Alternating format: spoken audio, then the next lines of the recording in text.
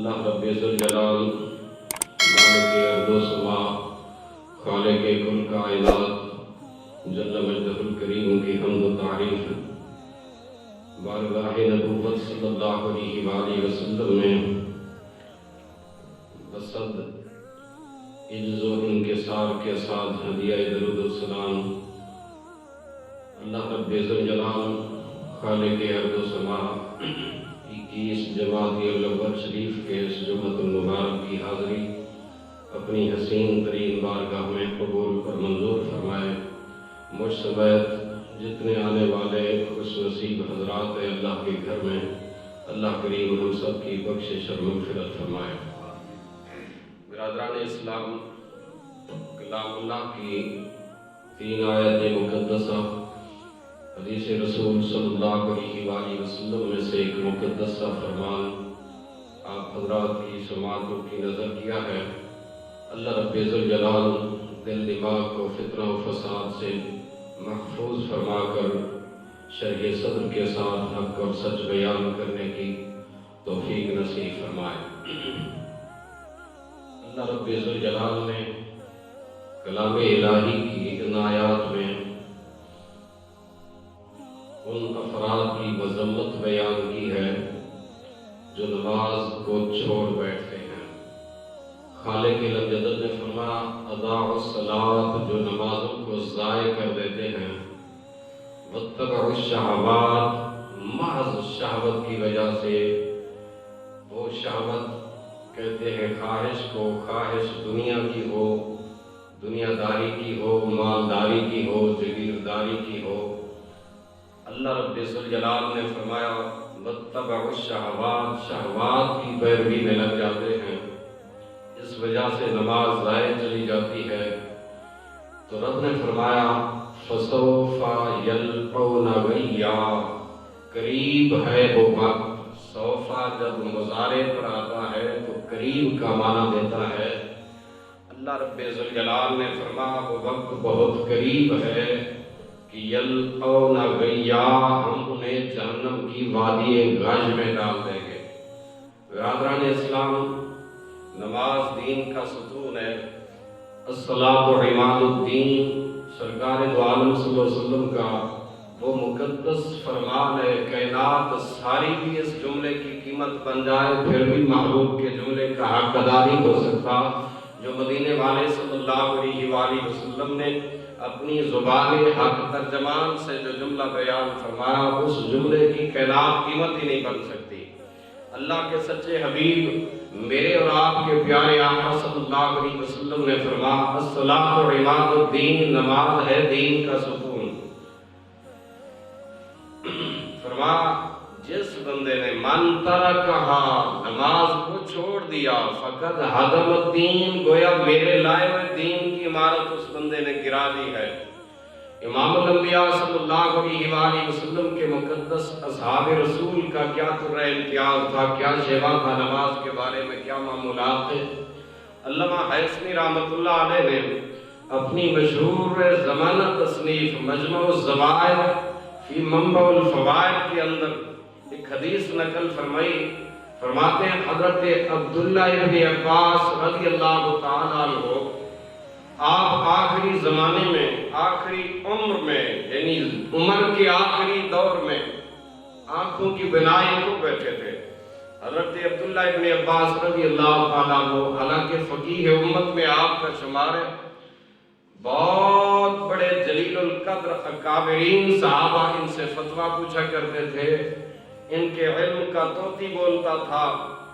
آخر زمانہ میں زندگی میں آنکھوں کی بینائی اللہ رب ذوالجلال نے واپس لے لی۔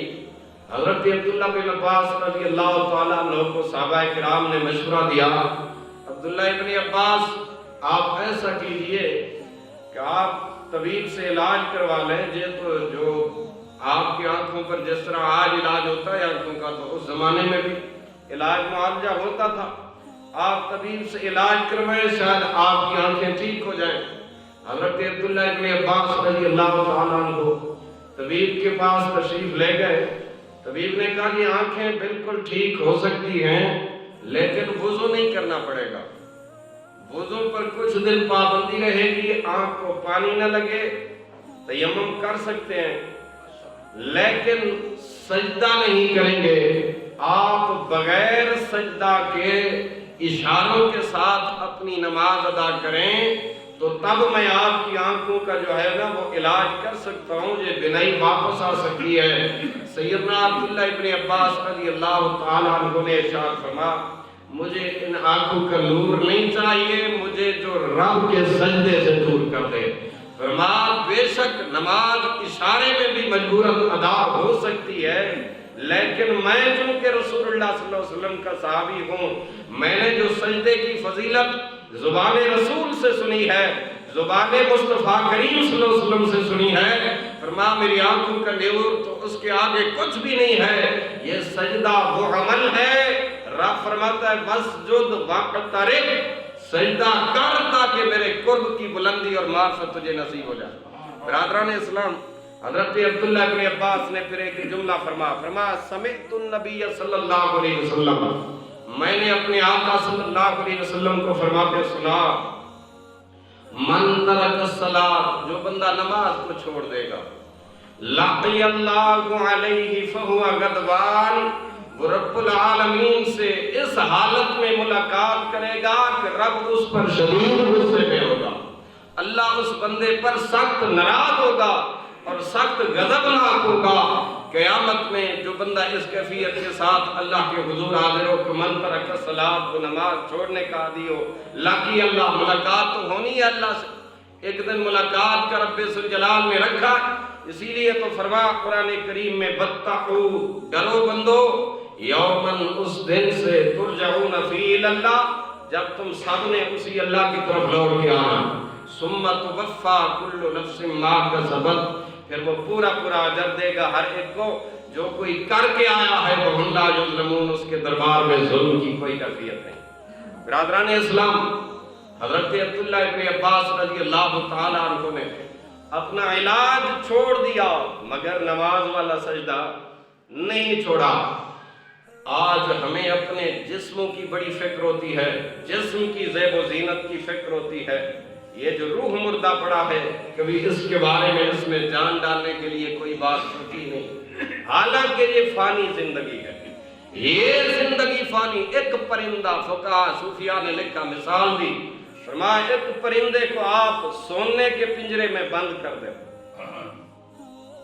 اور اسے دانہ ان کا نہ ڈالے، پانی نہ دے، کیا وہ پرندہ سونے کے پنجرے میں اس بات پر خوش رہے گا کہ میں سونے کے پنجرے میں بند ہوں، میری بڑی شان ہے کہ میں سونے کے پنجرے میں بند کر دیا گیا؟ اور دوسرا پرندہ بعض لکڑی کے، سادہ سی لکڑی کے پنجرے میں بند ہو مگر اس کو وقت پر پانی دانہ دن کا ملتا رہے، یہ پرندہ خوش رہے گا یا وہ خوش رہے گا؟ صوفیاء کرام فرماتے ہیں اللہ رب ذوالجلال نے یہ انسانی جسم ایک پنجرہ ہے، روح اس کے اندر قید ہے، فرمایا خالق لم یزل نے یہ تجھے جو پنجرہ عطا کیا انسانی خاکے والا، اس کو تو ہمہ وقت سونے کے بنانے کے چکر میں ہے کہ یہ تو حسین سے حسین تر دکھے، کیونکہ بندوں کی نظر پڑتی ہے، ظاہر لوگ دیکھتے ہیں۔ کہا وہ جو اس کے اندر پرندہ قیدی ہے روح والا، اس کو سنوارنے کی تو تو نے کبھی اس کو خوراک دینے کی کوشش ہی نہیں کی، اس کی خوراک تو یہ ہے الا بذکر اللہ تطمئن القلوب۔ رب ذوالجلال فرماتا ہے وہ پرندہ روح جو ہم نے تیرے اس خاکی پنجرے کے اندر قید کر دیا ہے، وہ تو روح والا پنجرہ، روح والا پرندہ ہے، کبھی اس کی خوراک کا اہتمام کر۔ پھر دیکھ اللہ رب ذوالجلال نے 14 طبق کی روشنی اسی روح کے اندر رکھی ہے، جس بندے کی معذور روح بیدار ہو جائے۔ برادران اسلام، حضرت سیدنا دیکھیے کہ صحابہ کرام کو کیا ہی اہتمام تھا ان کے نزدیک نماز کا۔ روم کا قاصد آیا حضرت عمر بن الخطاب سے ملاقات کے لیے، رومی سفیر آیا، پوچھا کہ عمر بن الخطاب میں نے سنا ہے مسلمانوں کا امیر المومنین ہے، اور عمر وہ من ہے جس سے دنیا کفر سوتے میں بھی ڈرتی ہے، لرزہ پر اندام ہے عمر کی حیبت آج کفر پر طاری ہے، میں رومی سفیر بن کے صرف اس بندے کی ملاقات کے لیے اس غرض سے آیا ہوں کہ ان کا بود و باش کیسا ہے۔ ان کا رہن سہن کیسا ہے، وہ زندگی کیسی بسر کر رہے ہیں۔ لوگوں سے جب آ کر مدینہ طیبہ میں پوچھا حضرت عمر بن الخطاب رضی اللہ تعالیٰ عنہ کے بارے میں، لوگوں نے بتایا جی وہ جنگل کے اندر گئے ہیں، بیت المال کے اونٹ چل رہے ہیں، ان کی نگرانی کے لیے گئے ہیں، آپ ان کو دیکھنے کے لیے گئے۔ حضرت عمر بن خطاب رضی اللہ تعالیٰ عنہ جنگل میں اونٹوں کی نگرانی کے لیے بھی گئے، دیکھ بھال بھی فرمائی، پھر تھک ہار کے موسم گرمی کا تھا، ایک کھجور کے درخت کے سائے تلے آپ لیٹ گئے، آپ نے اینٹ کا سرانہ بنا لیا، اور نہ کوئی پروٹوکول ہے، نہ کوئی سپاہی ہے، نہ کوئی فورس ہے جو آپ کی حفاظت کر رہی ہو۔ رومی سفیر جب اس مقام پہ پہنچا، اس پر لرزہ طاری ہو گیا، کہا ہمارے بادشاہ محلات کے اندر سوتے ہیں مگر پھر بھی ان پر ہمہ وقت موت کا کھٹکا رہتا ہے، کوئی ہمیں مار نہ ڈالے۔ واہ عمر، 26 لاکھ میل تک تیری حکمرانی کا دورہ چل رہا ہے، اتنا بے خوف بندہ ہے کہ اپنی حفاظت کے لیے کوئی دستہ بھی نہیں کھڑا کیا۔ تو حضرت عمر کا جو ایلچی، آپ کا جو منشی قریب کھڑا تھا، اس نے کہا آنے والے، دراصل جو اس مالک سے ڈرتا ہو پھر وہ دنیا میں کسی سے نہیں ڈرتا، کائنات اس سے ڈرا کرتی ہے۔ یہ عمر بن خطاب رضی اللہ تعالیٰ عنہ، اور یہی کچھ سیکھا پھر صحابہ سے، تابعین نے۔ حضرت سعید بن مسیب رضی اللہ تعالیٰ عنہ کے بارے میں نے سنا کہ جناب والا پڑھا، بلکہ حلیت الاولیاء میں امام ابو نعیم نے لکھا، آپ فرماتے سعید بن مسیب رضی اللہ تعالیٰ عنہ وہ عظیم محدث اور تابعی ہیں، صحابہ کرام کی شاگردی میں بیٹھے اور اتنا فیض حاصل کیا، 40 سال تک آپ کی کبھی تکبیر اولیٰ فوت نہ ہونے پائی۔ فرمایا یہ سعید بن مسیب ہے، نمازوں کے اہتمام کو اتنا جانتے تھے کہ 40 سال تک جن کی تکبیر اولیٰ فوت نہ ہونے پائے۔ حضرت مسلم بن یسار رضی اللہ تعالیٰ آپ کے بارے میں آتا ہے، یہ بھی مشہور تابعی بزرگ ہے۔ اللہ رب ذوالجلال نے ان کو نماز کا اتنا ذوق عطا کیا تھا کہ حضرت مسلم بن یسار ایک نماز پڑھتے تھے، دوسری کے انتظار میں آپ رہتے کہ اب کس وقت آئے اور میں نماز کے سجدے کے لیے بارگاہ کریم میں سجدہ ریز ہو جاؤں۔ لوگوں نے کہا آپ کے نزدیک سجدہ اتنی وقت اور کمال رکھتا ہے؟ فرمایا یارو بس یہی تو اس سے ملاقات کا ذریعہ ہے۔ میرے نبی گئے عرش اعظم پہ معراج کی خاطر، سرکار گئے کہ نہیں گئے؟ بولو صحیح۔ سید عالم صلی اللہ علیہ وسلم عرش بری پر لامکان کی بلندیوں پر معراج کے لیے گئے، دیدار پروردگار کے لیے گئے۔ واپسی پر رب ذوالجلال نے فرمایا حبیب آپ کی معراج یہ ہے کہ آپ میرے قرب خاص میں آئے ہیں، امت کی معراج بھی تو لیتے جائیے نا۔ سرکار نے آ کے بتایا الصلاۃ معراج المومنین، میرے امتیوں مجھے قرب خاص میسر ہوا وہاں لامکان کی بلندی پر جہاں بلندیاں ختم ہو جاتی ہیں، مکان کا تصور ہی نہیں ہے۔ فرمایا مجھے تو اس مقام پر اس کے جلوہ خاص نصیب ہوئے، چونکہ میری ذات بلند تھی تو بلند ذات نے وہاں تک بلندی عطا فرمائی۔ مگر میرے غلاموں تم خاکی انسان بن کے آئے ہو، اللہ کے بندے ہو، دنیا کے اندر جب تم اپنی پیشانی خاک پر ٹکا دو گے، جو جلوے عرش بری پر مجھ مصطفیٰ کو نصیب ہوئے ہیں، ان جلووں کی کوئی قطرہ کوئی جھلک تمہیں بھی نماز میں میسر آ جائے۔ اسی لیے فرمایا الصلاۃ معراج المؤمنین، نماز جو ہے یہ مومن کا معراج ہے۔ معراج اعراج سے نکلا، اس کا معنی ہی بلندی، یعنی وہ عبادت جو بندے کو بلندی عطا فرمانے والی ہے۔ اللہ رب ذوالجلال آج دنیا کامیابی کے نسخے، طریقے، ٹپس ڈھونڈتا ہے، ایسے ہے کہ نہیں؟ ہم سب تلاش کرتے ہیں کوئی ایسا ٹپس میرے ہاتھ لگ جائے میں راتوں رات کروڑ پتی بن جاؤں، یہ تمنائیں دل میں مچلتی ہیں، لیکن رب ذوالجلال نے فرمایا ٹھیک ہے تو اپنی تمنائیں ڈھونڈتا رہے، میں رب تجھے فتویٰ دے رہا ہوں۔ کامیاب کون ہے؟ قد افلح المؤمنون، ایمان والے کامیاب ہیں، الذین هم فی صلاتهم خاشعون، فرمایا جو اپنی نمازوں میں خشوع اور خضوع اختیار کرتے ہیں۔ ہم نماز عادتاً پڑھتے ہیں، اب بھی عبادتاً نہیں پڑھتے، دعا بھی عادتاً مانگ رہے ہوتے ہیں، عبادتاً نہیں مانگتے۔ حالانکہ نبی کریم صلی اللہ علیہ وسلم نے فرمایا الدعاء مخ العبادہ، دعا عبادت کا مغز ہے، دعا عبادت کا نچوڑ ہے، الدعاء سلاح المومن، مومن کا ہتھیار ہے، یہ دعا عبادت کی مغز ہے۔ عادت کے طور پر جتنے جانے ہیں آدھے جی فاتحہ شریف اتنی پڑھی نہیں، یہ پوزیشن ہوندی ہے تازہ جٹ حکا بکا کے بیٹھے ہونے جناب، جیڑا آیا جناب فاتحہ شریف، یہ کیفیت ہے ہماری۔ ہم اس بندے سے، مرنے والے سے بھی دھوکہ کر رہے ہیں اور اللہ سے بھی دھوکہ کر رہے ہیں۔ حالانکہ رب فرماتا ہے یخادعون اللہ والذین آمنوا وما یخدعون الا انفسهم، فرمایا یہ منافقین کا طرح امتیاز رہا، وہ اللہ سے دھوکہ کرنے کے لیے، مومنوں کو دھوکہ دینے کے لیے ایسا کرتے تھے، لیکن رب کو کوئی دھوکہ نہیں دے سکتا۔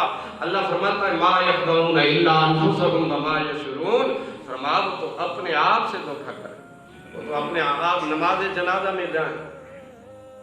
دیکھتے ہیں دنیا کے معاملات میں کتنے بندے آتے ہیں نماز جنازہ کے، سوچئے اور ذرا فکر کی دنیا میں ڈوب کر سوچئے، لوگ نماز جنازہ کے لیے آتے ہیں، یار وہ ہے نماز فرض کفایہ، ایک بندہ محلے میں پڑھ لے سب سے کفایہ حق بری ہو جاتا ہے، لیکن یہ نماز ہے فرض جس کو اللہ رب ذوالجلال نے فرض قرار دیا۔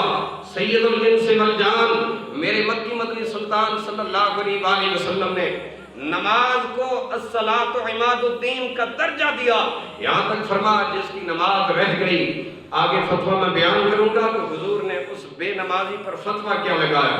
میرے پاک محبوب مدنی آقا صلی اللہ علیہ وسلم کے غلاموں، میرے مکی مدنی آقا صلی اللہ علیہ وآلہ وسلم نے ارشاد فرمایا دنیا فلاح کے طریقے ڈھونڈتی ہے، 1400 سال پہلے قرآن کامیابی کے نسخے بتا چکا اور قیامت تک بتاتا رہے گا۔ قد افلح من تزکا، فلاح اس کی ہے من تزکا جو اپنے آپ کو ستھرا رکھے۔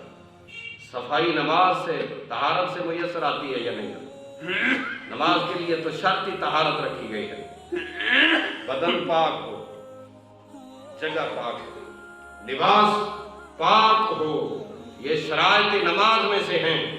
اور میرے آقا کریم صلی اللہ علیہ وسلم نے فرمایا الطہور شطر الایمان، فرمایا یہ جو طہارت ہے یہ تو ایمان کا حصہ ہے۔ شطر الایمان کا مقصد یہ ہے طہارت نصف ایمان ہے، یعنی طہارت کا درجہ ہی اللہ کے ہاں اتنا۔ اور رب ذوالجلال نے قرآن کریم میں ایک مسجد کے نمازیوں کی تعریف کی ہے، 11ویں پارے۔ رب ذوالجلال جل وعلا شانہ نے اس مسجد کے نمازیوں کی پھر صفت بیان کی۔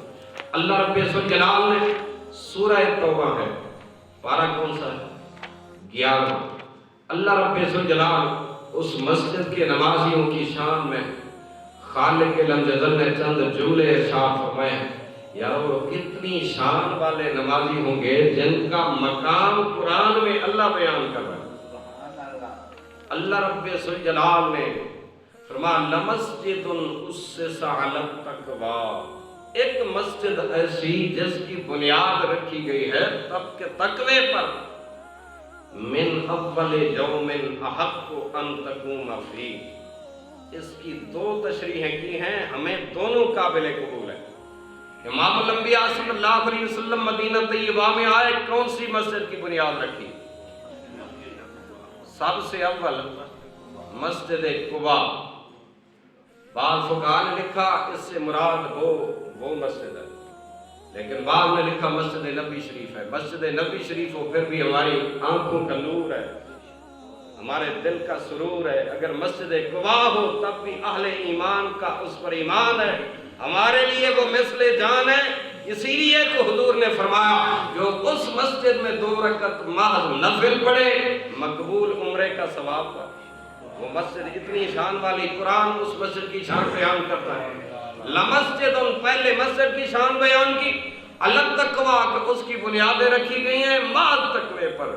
پتہ چلا مسجد جب بھی بنائی جائے، خدمت کی جائے، مسجد میں مدد دی جائے، تعاون کی جائے، بنیاد تقوی پیش نظر ہو، اخلاص پیش نظر ہو، تو مالک کی بارگاہ میں وہ اخلاص دیکھا جاتا ہے۔ اللہ رب ذوالجلال کے ہاں خلوص کی پھر اجر اور صلہ اس کے دربار سے کیا ملتا ہے؟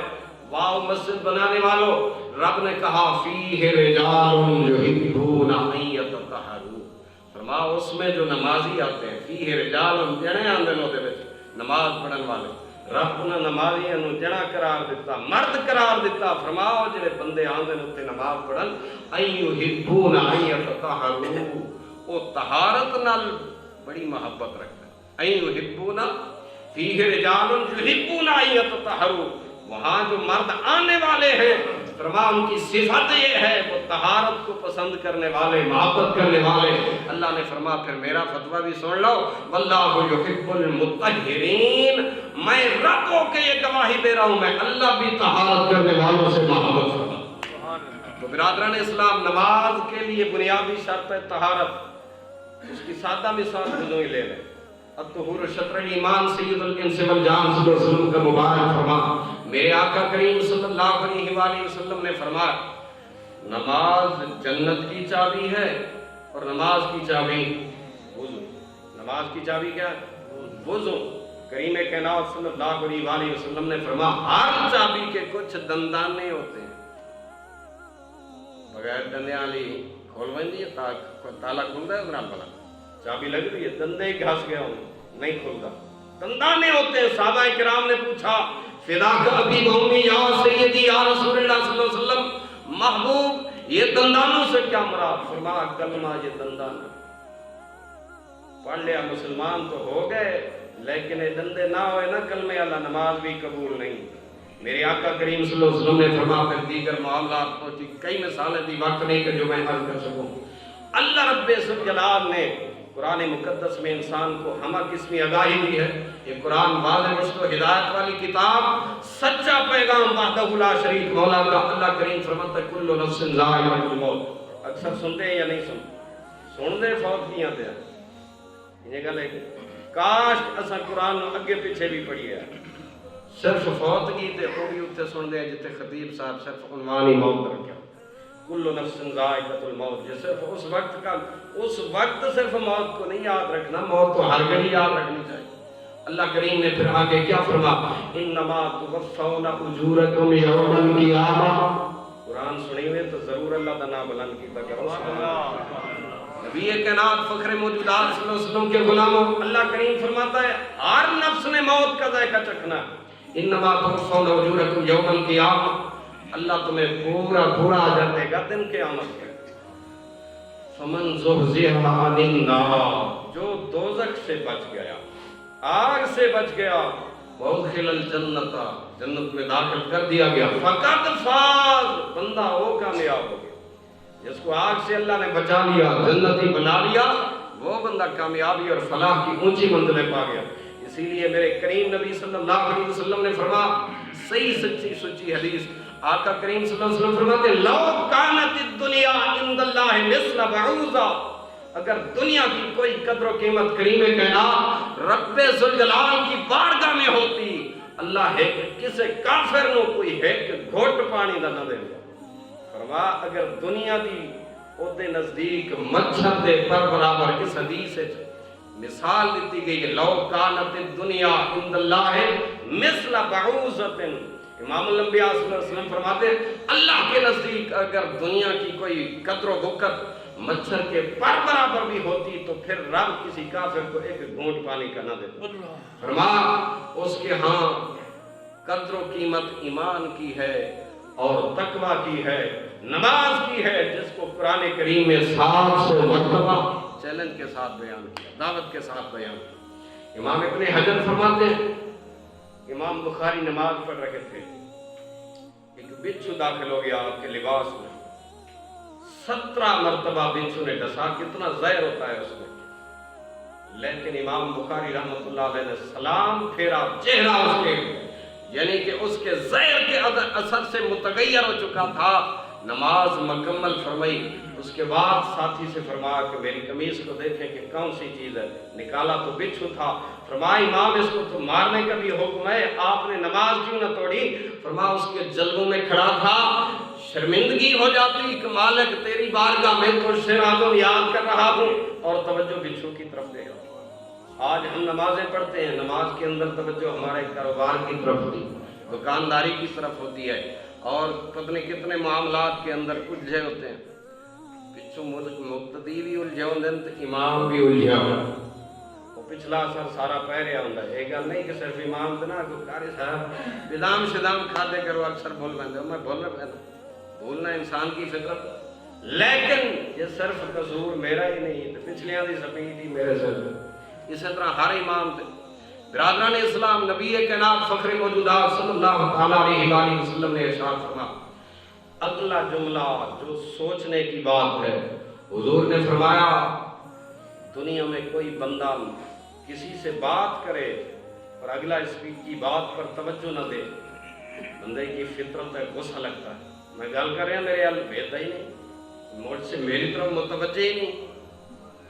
نماز میں کھڑا پروردگار کی بارگاہ میں ہے تیری توجہ رب کے ساتھ ہم کلامی میں ہے ہی نہیں. رب کو کتنا غصہ آتا ہوگا وہ پاگل پڑھ نماز میرے لیے رہا ہے میری طرف تیرا دھیان ہی نہیں توجہ ہی نہیں ہے. میرے آقا کریم صلی اللہ علیہ وسلم نے فرمایا من ترک الصلاۃ متعمدا فقد کفر. حضور فرماتے ہیں اور یہ کسی مولوی کا فتویٰ نہیں. حضور فرمایا جس نے جان بوجھ کر نماز چھوڑ دی فقد کفر تحقیق اس نے کفر کر دیا. من ترک الصلاۃ متعمدا فقد کفر تحقیق اس نے یعنی قد کا جملہ بول کر سرکار نے وہ شک ہی مٹا دیا. فرمایا میری امت میرے ان جملوں میں کبھی شک نہ کرنا میں نبی کہہ رہا ہوں کہ من ترک الصلاۃ متعمدا فقد کفر. اسی لیے امام ذہبی نے القواعد کے اندر لکھا فرمایا امام احمد بن حنبل اپنے زمانے میں فتویٰ دیا کرتے تھے بے نماز کو قتل کرنا واجب ہے. ان کے دور کا یہ فتویٰ امام احمد بن حنبل. مگر میرے امام اعظم ابو حنیفہ فرمایا کرتے تھے بے نمازی کو قید کر دیا جائے حاکم وقت کی طرف سے جب تک وہ نماز کا عہد نہ کرے اور نمازی نہ بنے اس وقت تک قید خانے سے نہ نکالا جائے. اور جے حاکمی صدیق کو لو اللہ نہ پڑے تو پھر کیڑے پاسے جائیے. برادران اسلام نبی کائنات فخر اسائیں تو ووٹ انہاں نوں دیونے نا ہاں پھر جناب چلاتے ہیں چیختے ہیں میاں تو دے دے ووٹ. یہ تو قیامت کو پتہ لگیں گے کہ نمازی کو دی تھی یا بے نمازی کو. حضور کی سنتوں کو اجاگر کرنے والے کے حق میں پرچی ڈالی تھی یا مصطفیٰ کے غداروں کے پلڑے میں جا کر ووٹ ڈالا تھا. یہ فتوے قیامت میں ہوں گے. شیخ سعدی فرماتے بے نمازی کو کبھی قرضہ نہ دینا. کہا جو رب کا قرض نہیں پورا ادا کرتا تیرا قرضہ کب لوٹائے گا. برادران اسلام شیخ سلطان اللہ عارفین سلطان محمد باہو سارے حق رحمت اللہ جنگ دی دھرتی دا سلطان آپ فرماتے ہیں کہ بے نمازی کو مسلمانوں کے قبرستان میں نہ دفن کیا جائے.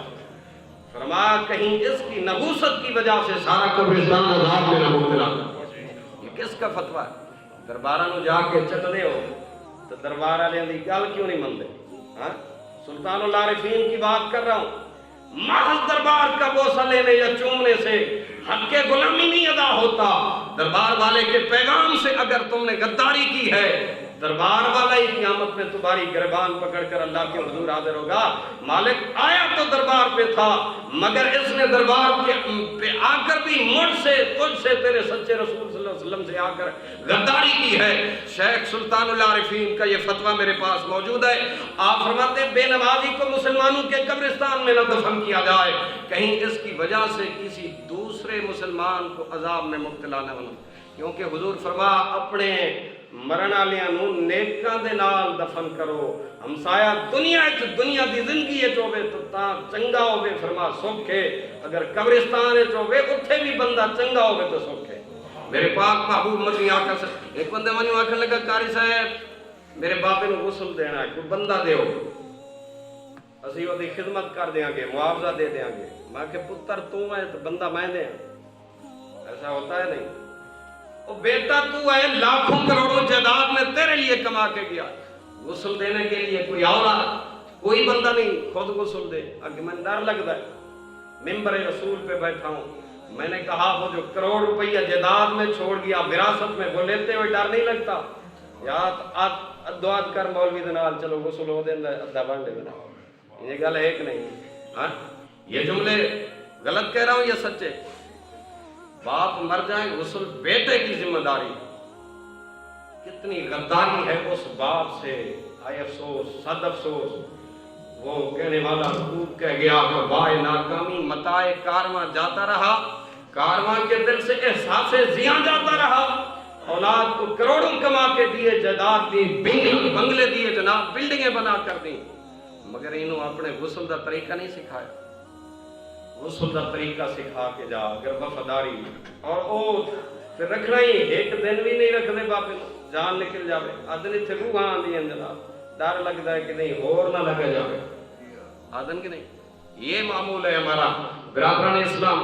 نبی کائنات صلی اللہ علیہ وآلہ وسلم نے بیان فرما اور نماز کی اہمیت کو دنیا کے اندر سمجھو، یہ جو تعلق ہے یہ بندے کا رب سے جوڑنے والا عمل ہے۔ امام زابی فرماتے ہیں الکبائر میں، ایک بندے کی ہمشیرہ فوت ہو گئی، نماز جنازہ پڑھ کر اسے دفنانے کے لیے لے گئے، قبر میں دفنایا، دفنا کے واپس پلٹے تو کچھ دیر بعد یاد آیا وہ میرے ملازمت والا قیمتی کارڈ وہ قبر کے اندر گر گیا، لہٰذا بڑے قیمتی کاغذ سے علماء سے مشورہ کیا اب کیا کریں؟ انہاں کہ جناب ایک باری دفنا لو تو ایک قبر تو اللہ دے رازاں ہی چو راز ہے، انہوں کھولنا نہیں چاہیے تھا، کہ جی بڑی ضروری ہے نہیں تو نوکری جامن دا خطرہ۔ انہاں کیا اچھا چلو ایک پاسوں ہٹا لو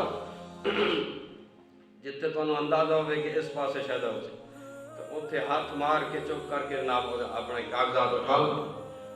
امام زابی لکھتے ہیں اس زمانے کی بات، فرماتے ہیں نوجوان نے جا کر قبر کا تختہ ایک سرے سے ہٹایا، نظر جو ڈالی ہمشیرہ کی قبر جہنم کی آگ کے شعلوں سے بھر چکی تھی، دوڑ کے خوف زدہ ہو کے گھر آیا، اپنی اماں سے کہا میری ماں جی بتائیے تو صحیح میری ہمشیرہ کا دنیا کے اندر گناہ کون سا تھا، عمل کون سا تھا؟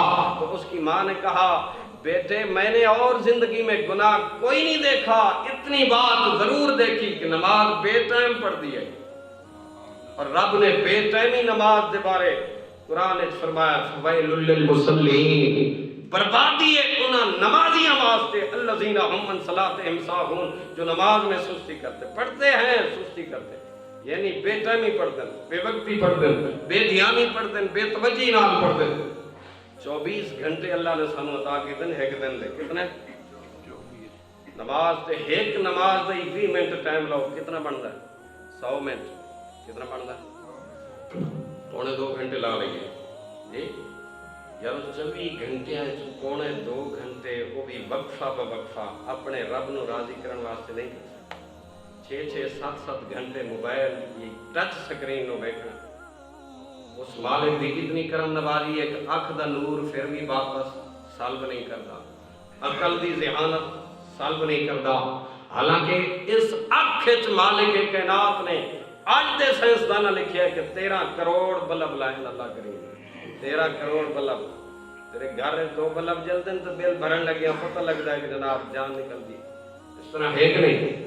لیکن 13 کروڑ بلب اس نے آنکھوں کا نور دیا، اس کا کبھی بل مانگا اس نے؟ وہ کریم ذات حلیم ہے، بردبار ہے، حوصلے والا، کانوں میں 1 لاکھ سماعت کے آلے لگائے، میں جدید ریسرچ کے مطابق یہ بات کر رہا ہوں، اور وہ ذات جس نے یہ دل دیا فرماتا ہے ان السمع والبصر والفؤاد، بے شک سماعت اور آنکھ اور دل کل اولئک کان عنہ مسئولا، ان 3 شیاں دے بارے اللہ کریم قیامت کو پوچھے گا، اولئک کان عنہ مسئولا، سوال ہوگا کان کیڑے پاسے لایا نہیں، آنکھ کیڑے پاسے لائیے، دل کتھے لائے، لامن دی جہت لائیے یا بے لامن دی جہت لائیے؟ اللہ کریم فرمائے گا کل اولئک کان عنہ مسئولا، بتا دیا ہر ایک شے کے بارے میں تم سے سوال ضرور ہوگا۔ میں جھوٹ بول سکتا ہوں، تواڈے چوں کوئی بندہ جھوٹا ہو سکتا ہے، اللہ دی زبان سچی ہے کہ نہیں؟ اس دا قرآن بھی سچا، خود رب الرحمن بھی سچا، اس نے ایک دل عطا کیتا، اور دل 24 گھنٹے آج دی ریسرچ دے مطابق 1 لاکھ دفعہ دھڑکن لیتا ہے، 1 لاکھ دفعہ دل کی دھڑکن ہوتی ہے ایک دن میں، اور لاکھ دفعہ دھڑکنے سے 10,000 لیٹر خون ہماری رگوں کے اندر ٹریول کرتا ہے۔ یہ تیری اپنی خوش نصیبی ہے یا اس کی کرم نوازی ہے؟ یہ 10,000 لیٹر خون کا جو ٹریول تیرے رگوں کے اندر کر رہا ہے، اور جس شریان نے ان کے اندر جو خون ٹریول کرتا ہے آج کی سائنس بتاتی ہے جناب، اگر ان ایک انسان کے وجود کے شریانوں کو جوڑا جائے 1,00,000 کلومیٹر بنتا ہے، 1,00,000 کلومیٹر، اور پھر یہ پوری دنیا کے 2.5 چکر بنتے ہیں۔ 1,00,000 کلومیٹر پوری دنیا کے 2.5 چکر بنتے ہیں۔ ہمارے گردے روزانہ 25 مرتبہ ڈائلسس کرتے ہیں، آٹو بہتر، اور جا کے ہسپتال جو پوچھو گھٹ تو گھٹ ریٹ 3-4 ہزار ایک ڈائلسس دا، تو پنجی نو دیو 4,000 نال ضرب 1,00,000 روپے کا کام جو گردے فری میں کر رہے ہیں یا نہیں کر رہے ہیں؟ یہ اس کی کرم نوازی ہے کہ نہیں ہے؟ تو اس کے در پہ تو آیا نہ ڈرتے کیوں بد نصیبا، یہ تو اس کی کتنی کرم نوازی ہے کہ وہ تجھ پر کتنی مہربانیاں کر رہا ہے۔ ہمارے پھیپھڑے 23,000 دفعہ روزانہ سانس اندر لے بھی رہے ہیں، واپس آؤٹ بھی کر رہے ہیں، یہ اس کے شکرانے کے لیے سجدہ بھی نہیں بنتا؟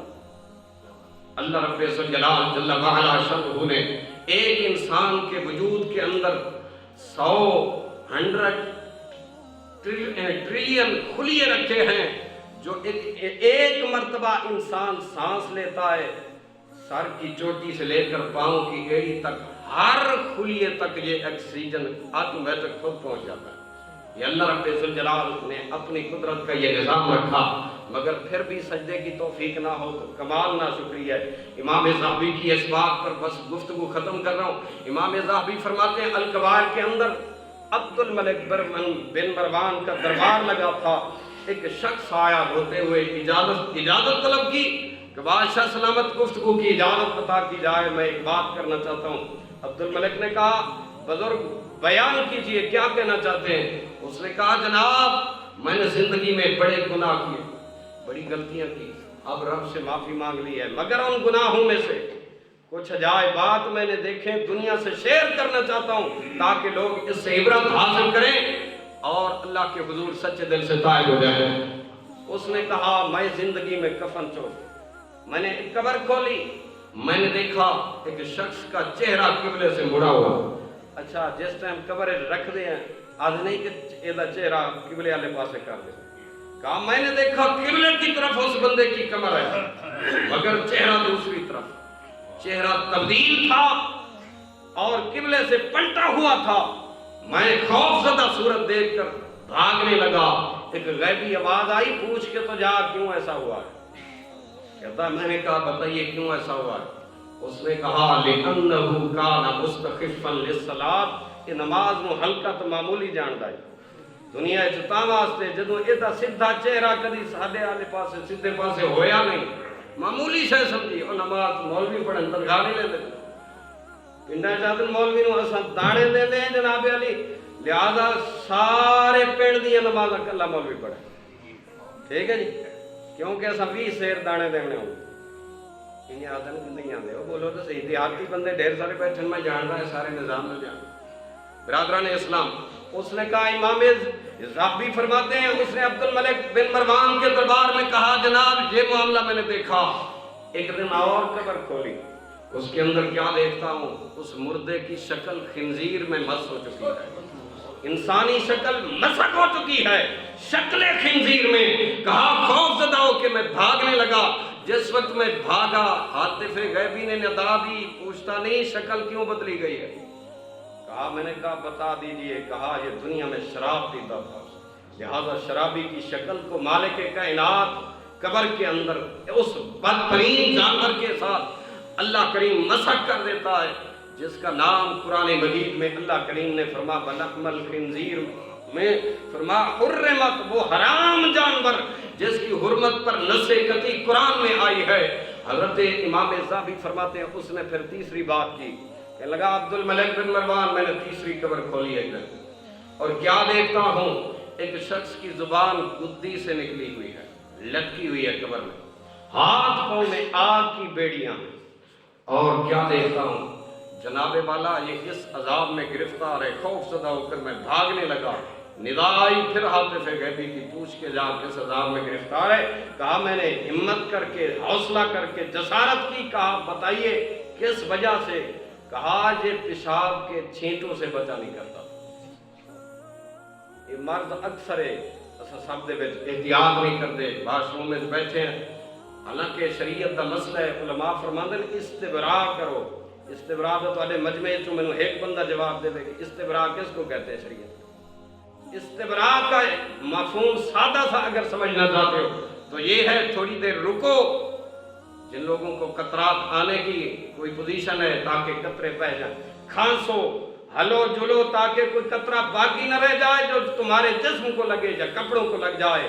کہا یہ پیشاب کے چھینٹوں سے بچا نہیں کرتا تھا، لہذا اس وجہ سے اس کی زبان بھی نکلی ہوئی ہے، ہاتھ کو آگ کے بیڑیوں میں مصروف ہے اور مبتلا ہے اس عذاب میں۔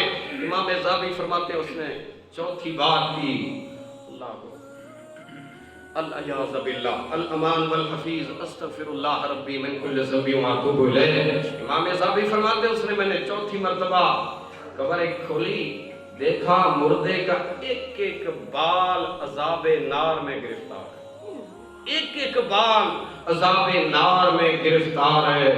میں نے وہاں سے بھاگنے کی کوشش کی تو وہی آواز آئی ہاتف غیبی کی، پتہ تو کر کے جا کہ کیوں گرفتار ہے۔ کہا پوچھنے پہ پتہ چلا کہ من ترک الصلاۃ، یہ بندہ نماز دے نیڑے نہ آیا، اللہ یہ نماز میں تخفیف کرتا تھا، نہیں پڑھتا تھا، نماز کو معمولی سمجھتا تھا، چھوڑ بیٹھا تھا اس بندے نے۔ امام ذہبی فرماتے ہیں اس نے 4 قبروں کے احوال بیان کرنے کے بعد آخر میں بات 5ویں قبر پہ ختم کی، کہنے لگا اے عبد الملک بن مروان، میں نے 5ویں قبر ایک مرتبہ کھولی، کیا دیکھتا ہوں؟ ایک حسین و جمیل جوان ہے، جنت کا حسین و جمیل باغ ہے، اس کے اندر ایک حسین جنتی تخت ہے، جس جنتی تخت پر نوجوان عز و شان کے ساتھ کر و فر کے ساتھ جلوہ فروز ہے۔ کہا دائیں بائیں حور و غلمان اور بہشتی رضوان اس کی خدمت پر معمور ہیں۔ کہا میں اس کے قریب ہونے لگا تو وہی آواز سنی، ذرا اس جوان سے بھی پوچھ لے یہ شان کیسے ملتی ہے، یہ شان کیسے ملی ہے؟ کہا اس جوان سے میں نے پوچھا، اس نے کہا انہو شاب فی عبادت اللہ تعالی و فی الصلاۃ، میں جوانی اپنی اللہ دی عبادت گزاری ہے، توبہ گزاری ہے، نماز پڑھ دیا گزاری ہے، لہذا تا واسطے اشانہ ملین۔ اسے واسطے اس سریکی دا ایک شاعر آ گیا، اس آگیا فرض نماز ادا کر بھائی، رب تعالیٰ دا ارشاد ہے کہیں صورت وچ نہیں معاف ہوندی، ایہو نیکیاں دی بنیاد بانوی نمازی ہووی اللہ راضی، ذرا پڑھ کے ویکھ سواد حافظ مول کدا نہ ہوسی، کر وقت حسین دا یاد ہے، پیر حسین دا وقت یاد کر لے کبھی نماز تیرے تو قضا نہیں ہوئے گا۔ اساں اپنے آپ کو حسینی تک کھواندے ہیں پر حسینی کردار کوئی